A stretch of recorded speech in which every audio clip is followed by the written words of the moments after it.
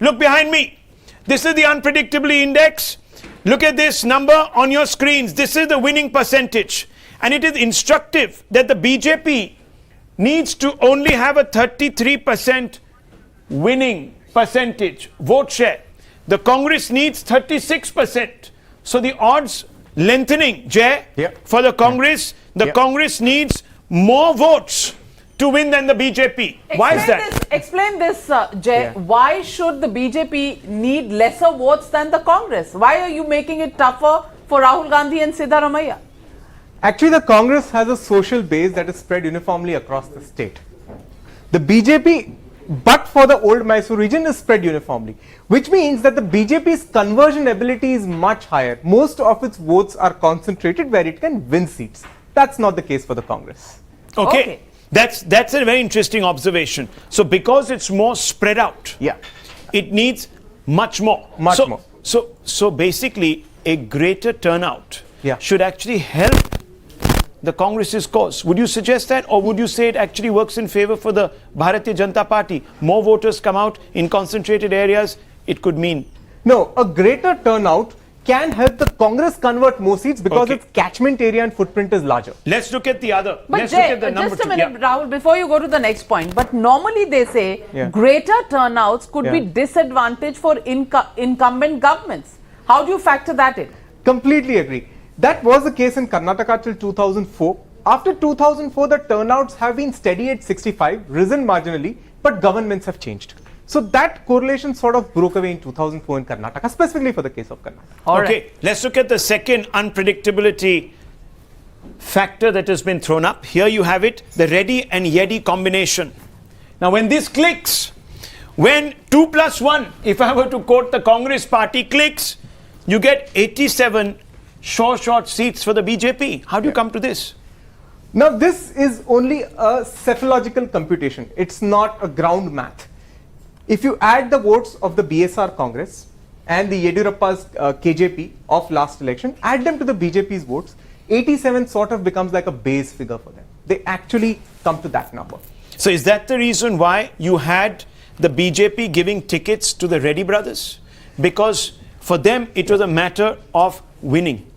Absolutely, matter of winning, and jumping from 50 to 87 catapults them into an accelerator position, which would have not happened if they don't touch this 87 number. Has giving seats to the Reddy brothers damaged the BJP, Mr. Rajagopalan, perceptorially? I don't think so. No, it may not be from an electoral. They are going to get more votes for the arithmetic BJP. point of They are view. going to get more votes for the BJP. Tell me, if that is 2 what you are plus 1 indicating is that. the formula that they begin with, Reddy plus Yeddy is the formula they begin with. Add to this the Modi factor. Yeah. So is 87 the beginning point? Adding to this is the Modi factor, or are you saying the BJP will peak at 87? No, ideally 87 is the beginning point, ideally. Now what happens is, in case of Siddaramaiah, we are seeing a local sub-nationalistic feeling the way there is for Modi when it's a national election. That is sort of balancing off and playing therefore around this 87. That seems to be the case.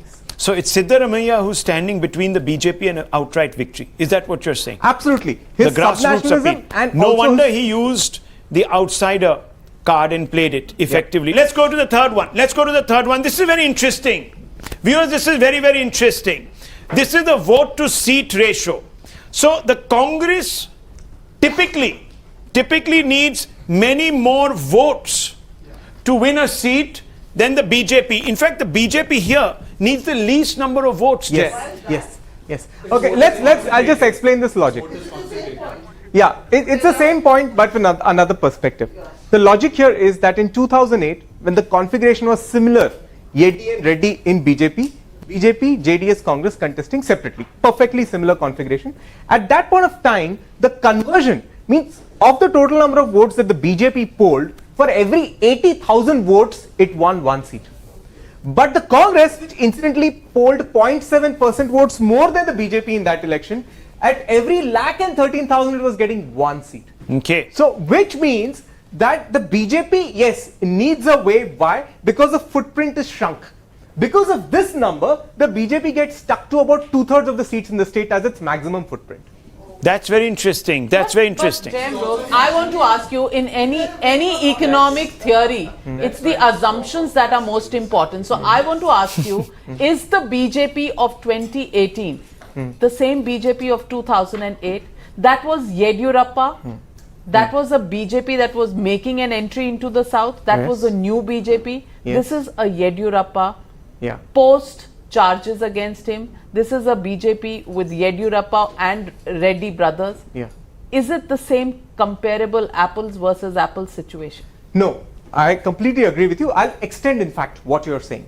What has actually happened is now, as compared to 2008, there's a whole complexion change. I mean, and to the credit of the BJP, they have attempted social engineering, taking along tribals. It has worked in some places.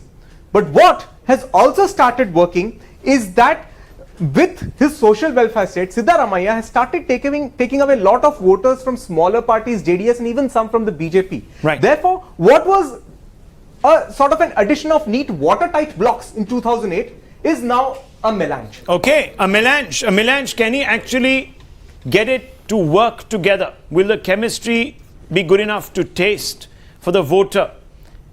And will they give them approval rating? Let's look at the next one. This is also very interesting. This is something that relates to the first unpredictability index that we had put out. And this is the most the vote share level paradox. What is this vote share paradox? Now, I'm just going to move carefully back. SM Krishna lost, though the Congress bagged 35.3% of the vote in 2004. He only got about 65 seats. Here, in 2013, with just a 0.3% more, Siddaramaiah gets almost double the seats, wins an majority, a comfortable majority, wins a comfortable majority. Isn't that very interesting?